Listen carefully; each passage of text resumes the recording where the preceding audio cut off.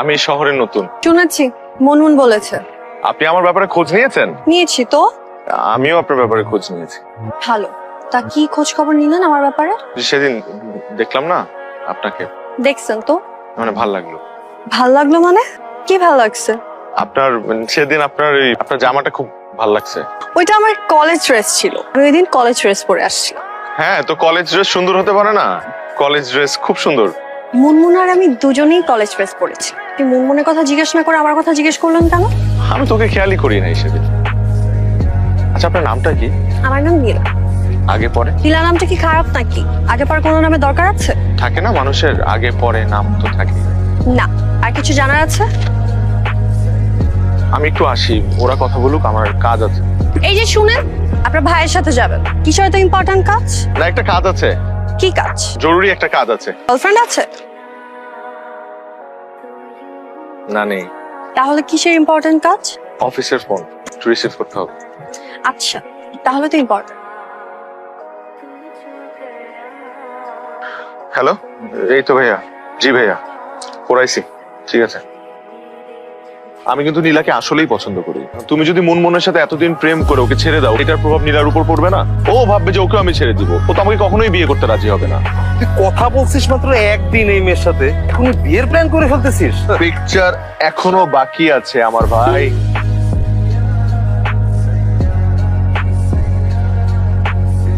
আপনাকে একটা পার্সোনাল কথা জিজ্ঞেস করি। কি পার্সোনাল? বয়ফ্রেন্ড আছে কিনা? বয়ফ্রেন্ড থাকলে তো আপনি এখানে দাঁড়িয়ে আমার সাথে কথা বলতেন না, ওদের মতো হাতে হাত রেখে বেঞ্চে বসে কথা বলতেন। স্মার্টও আছেন দেখছি। এই, আপনি কি আবারও আমার প্রশংসা করলেন? না, প্রথম দিন আপনাকে দেখে একটু বোকা শোকা ভেবেছিলাম। স্মার্ট আছে। আপনার প্রিয় খাবার কি? চা। আপনার পছন্দের ফুল কি? আমার পছন্দের ফুল শিউলি ফুল।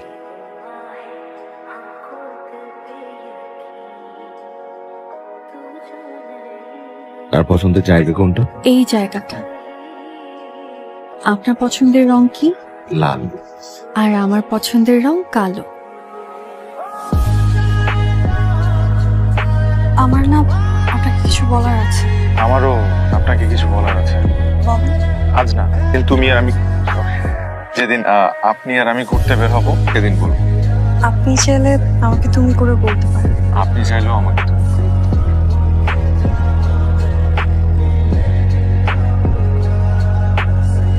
গতকালের জন্য কষ্ট লেগেছে আপনার? কষ্ট লাগবে না। কষ্ট লাগলে বলতে পারেন। আপনাকে দেখে মনে হলো কোনো কিছুই মনের মধ্যে আটকে রাখতে হয়, বলে দিতে হয়। বলে দিব। হ্যাঁ। গতকালকে যে ঘটনাটা ঘটেছে তার জন্য আমার একটু মন খারাপ করার কথা ছিল, কষ্ট পাবার কথা ছিল, কিন্তু আপনি যখন কোনো মানুষের মায়ায় আটকে যান তখন আপনার অন্য কোনো কিছুই আর ভালো লাগবে না। যে মানুষটা আশপাশে না থাকলেও তাকে সবসময় মিস করা, তার হাসি মনে করে মনের অজান্তে নিজে নিজেই হাসা, তার কথা ভাবতে ভাবতে ঘুমিয়ে পড়া, পাওয়া না পাওয়ার হিসেব না করে সেই মানুষটাকে সারাটা জীবন ভালোবেসে যাওয়ার নাম আমার কাছে ভালোবাসা। ভালোবাসার ব্যাখ্যাটা আমার কাছেও কিছুটা এমন। তাহলে চলুন না, আমার একটু ব্যাখ্যা আর আপনার কিছুটা ব্যাখ্যা এক করলে আমার বিশ্বাস ভালো কিছুই হবে। তবে আমার একটা শর্ত আছে। শর্ত তো আমার দেওয়ার কথা, আপনি কেন শর্ত দিবেন? না না, শর্ত না, একটা রিকোয়েস্ট আছে। আপনার যদি কখনো মনে হয় যে আপনি সিদ্ধান্তটা ভুল নিয়েছেন, তাহলে যে কোনো মুহূর্তে আমাকে ছেড়ে চলে যেতে পারেন। কোনো প্রশ্ন বা অনুরোধ আমার পক্ষ থেকে থাকবে না, কিন্তু আমি আপনাকে কখনো যেতেই দেব না।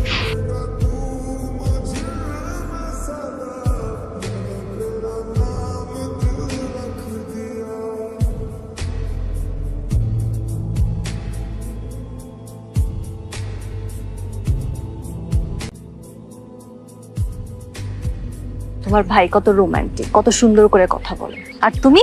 আমার ভাই রোমান্টিক? ও ভালো? শোনো, ওর চেয়ে আমি অনেক অনেক বেশি ভালো। ও একটা মার্ডার করে ঢাকা থেকে এখানে আসছে, ও তো ক্রিমিনাল। এই টাইপের ছেলেরা কিন্তু মেয়েদেরকে ধোকা দেয়। তোমরা মেয়েরা এই ধরনের ছেলেদেরকে তো মাথায় উঠায় রাখো একদম। নীলার জন্য খুব মায়া লাগতেছে, বুঝছো? কিছু বলবি? বলবো, বাট কিভাবে বলবো বুঝতে পারছি না। আমি তোর বান্ধবী মুনমুন, তুই আমাকে কোনো কথা বলবি আর এটার জন্য এত চিন্তা করতে হবে? বলে ফেল। ফ্রান্স ছেলেটা ভালো না দোস্ত, তুই আর আগাস না। মানে? ও একটা ক্রিমিনাল, খুনের আসামি। ওর নামে খুনের মামলা চলছে, আর ওই মামলা থেকে বাঁচার জন্যই তো বাবুদের এখানে এসো। বাবু নিজে আমাকে বলছে। তাহলে এতদিন বলেনি কেন? ও তো বুঝতে পারে না যে তোরা ভালোবেসে ফেলবি, ও তো ভালোর জন্যই বলছে।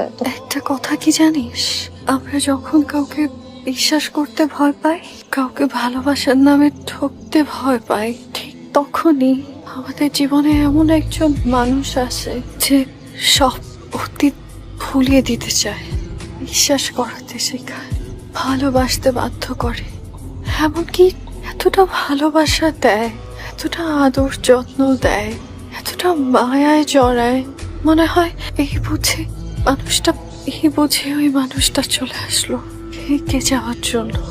ঠিক তখনই ওই মানুষটা আমাদেরকে একা ফেলে চলে যায়।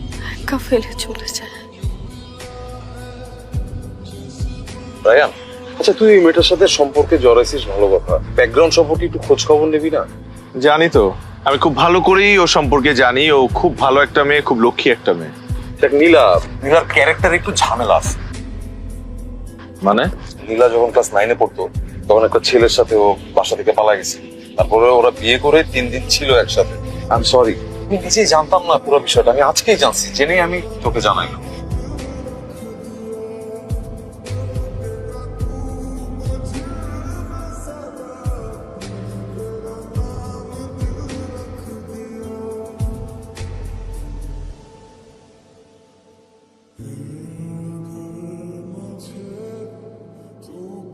নীলা, ও কেমন আছো? রায়ান কোথায়? বাসা নাই, সকালে কই যিনি গেল, কিছু বলে যায় নাই আমাকে। আসসালামু আলাইকুম। ওয়ালাইকুম আসসালাম। নীলা আছে? না, ও তো বাসায় নেই, বাইরে গেছে।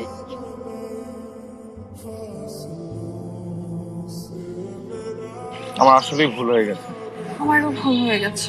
তুমি যখন বুঝতেই পেরেছো যে তোমার ভুল হয়ে গেছে, তাহলে কেন শুধু শুধু আমাকে কষ্ট দিলে? শুধু তুমিই কষ্ট পেয়েছো, আমি কষ্ট পাইনি? তুমি কেন কষ্ট পাবে? আমার বোঝা হয়ে গেছে, আমরা একজন আরেকজনকে ছাড়া বাঁচবো না। তুমি আমাকে মাফ করে দিয়েছো, আমিও তোমাকে মাফ করে দিলাম। তুমি আমাকে কেন মাফ করবা? ভুল তো তুমি করেছো, খুন করেছো না মামলা খেয়েছো সেটার ব্যাখ্যা দিবা। অবশ্য আমি জানি তোমার মতো ল্যাটা পোলা পাইন দিয়ে খুন সম্ভব না। জমি সংক্রান্ত একটা ঝামেলার কারণে আমার চাচার সাথে আমাদের পারিবারিক একটা, এখন হুট করে আমার চাচাকে কে জানি খুন করেছে। এখন এলাকার মানুষজন ভাবছে যে আমি খুন করেছি, আমি নিজের চাচাকে খুন করব। অবিশ্বাস্য মিথ্যা মামলায় ফেরারি আসামি আমি। আল্লাহ বাঁচিয়েছে, আলহামদুলিল্লাহ। এটা কেন বললা?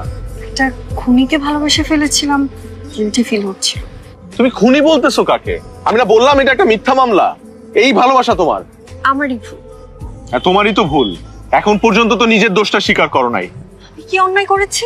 এলাকার সবাই জানে এটা ছেলেকে ভালোবাসতা, প্রেম করছিলা, বিয়ে করে 3 দিন সংসার করে আসছো, একসাথে ছিলা, নিজে নষ্টামি করে। সত্যি না জেনে কোনো কথা বলা উচিত না।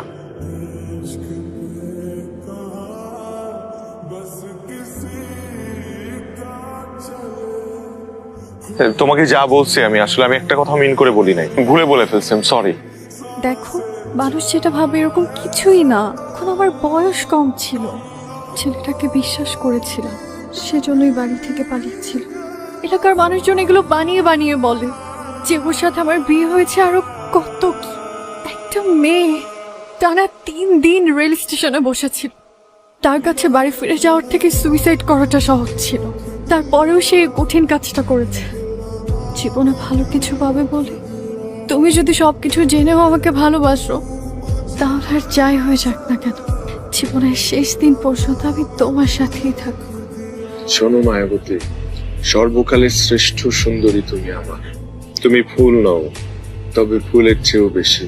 তুমি আমার সর্বশ্রেষ্ঠ রূপবতী।